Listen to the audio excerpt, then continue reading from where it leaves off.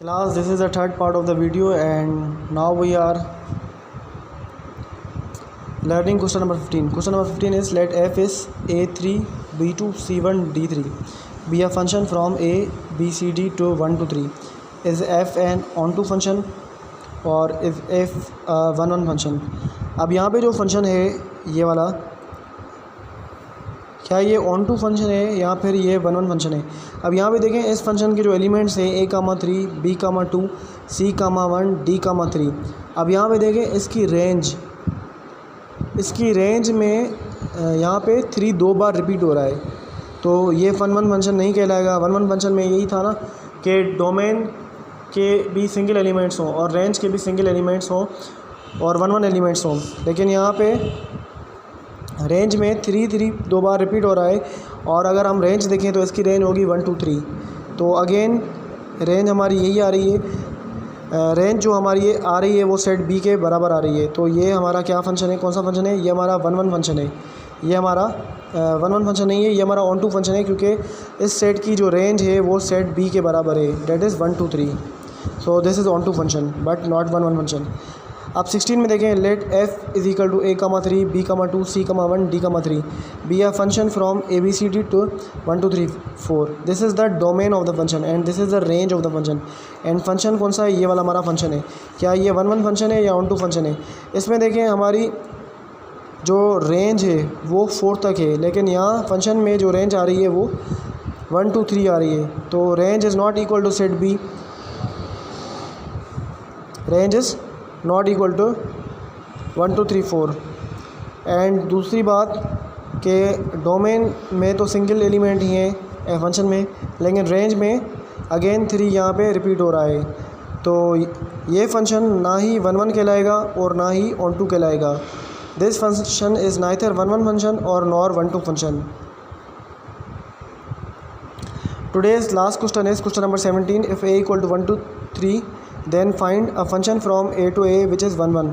हमें a multiply a cross product a में हमें ऐसा फंक्शन लिखना है जो वन वन हो. सेकंड हमें ऐसा फंक्शन लिखना है जो ऑन टू हो. थर्ड हमें one one and onto दोनों फंक्शन, ऐसा फंक्शन लिखना है जो दोनों जिसमें दोनों क्वालिटीज़ हों, वन वन की एंड ऑन टू की. एंड फोर्थ में हमें ऐसा फंक्शन लिखना है जो नाइदर वन वन हो और nor one to onto हो. देन सबसे पहले हम a मल्टीप्लाई a फाइंड करेंगे. So a multiply a is 1 1 1 2 1 3 2 1 2 2 2 3 3 1 3 2 and 3 3. Class ये a मल्टीप्लाई a फंक्शन है. अब देखें a function f from a to a which is 1 1. देखें हमें एक ऐसा फंक्शन लिखना है एक टू a विच इज़ 1 1 जो 1 1 हो. अब देखें वन वन फंक्शन 1 1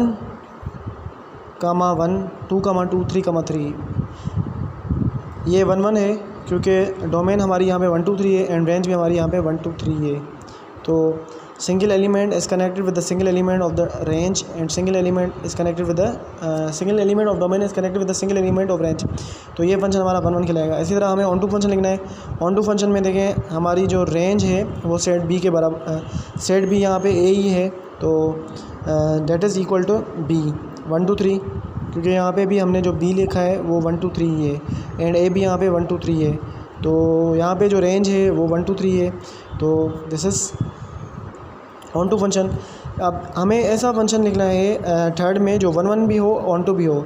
तो यहाँ पे देखें 1 2 3 यहाँ पे रेंज भी है जो बी, वो भी सेट बी के इक्वल है, और जो single element of domain is connected with the single element of range, so it is 1 1 also. अब यहाँ पे देखें अ फंक्शन के from a to a which is neither 1 1 nor onto. ऐसा फंक्शन लिखना है जो 1 1 भी नहीं हो और ऑन टू भी नहीं हो. यहाँ पे देखें अब हमारी रेंज यहाँ पे क्या है, वो है 1 3. रेंज क्या है 1 3. यहाँ पे 2 नहीं है. अगर यहाँ पे 2 होता तो हमारी रेंज सेट बी के बराबर होती और ये हमारा ऑन टू फंक्शन होता. इसका मतलब ये ऑन टू फंक्शन नहीं है.